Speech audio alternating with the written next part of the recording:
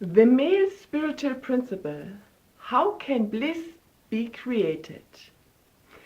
The male spiritual principle is the divine behind the inner family, and there especially the inner man. And therefore, the main aspects of the inner man are the same for creating the male spiritual principle.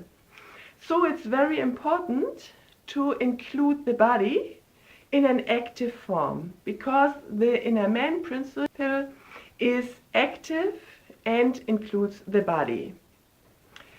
This can be by walking, I do dancing, or whatever you want, but important is that it is active and includes the body. The second, maybe even more important point, are the thoughts. The thought, or the main thought, is I am great. Yes, I know it's a little bit difficult for some people, but really it is. The main thought is I am great, and especially with performance and also to the future. Inner men like to plan for the future, and therefore these aspects are in the male spiritual principle too, that you think of the future. It's not absolutely necessary, but it helps to think I'm great and think of performance. Yes, these both points together create bliss from the male spiritual principle. There will be some, yes, I think, doubts in you, because it's very similar to ego inflation in the spiritual and esoteric scene, and an illness, mental illness, that's manic. Therefore, I want to tell something to this, because there's a difference, there's a great difference. It's totally different.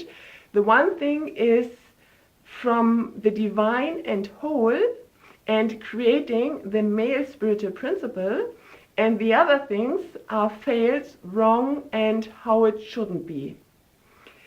The difference to the manic is that in the manic illness, the person identifies with the ego, and not only with the ego, only a part of the ego, with the inner man, and the emotional body is separated. The inner woman and the child are so hurt that there are so many injuries that the inner man and the mental body has separated, and therefore the person identifies only with this inner man. And then the thoughts like greatness and so on are a compensation for the injuries on the outside, and therefore it's very unstable. As soon as something happens, the whole psyche breaks down, and it's the opposite from greatness then. Yes, and it's only a very small part of the awareness, and often enough it's not bliss but more aggression. With the ego inflation, it's similar. It's also that the person identifies with the small ego.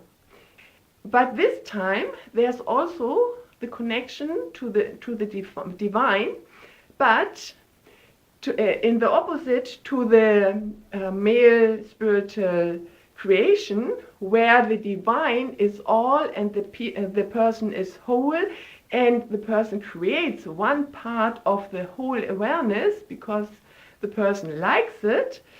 It's the other way around. The person identifies with the small ego and tries to put the wholeness of the universe and the love into this small ego. This can't work, and therefore this ego becomes great and in a form that's wrong. and therefore it's a mental illness.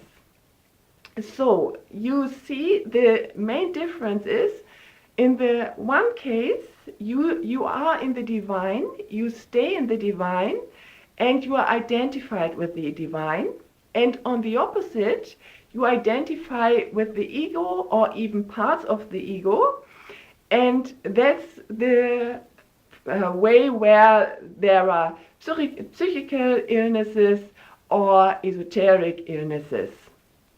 And so you can create bliss by this principle, because all these principles in the world are only unbalanced, but they are also true anyway.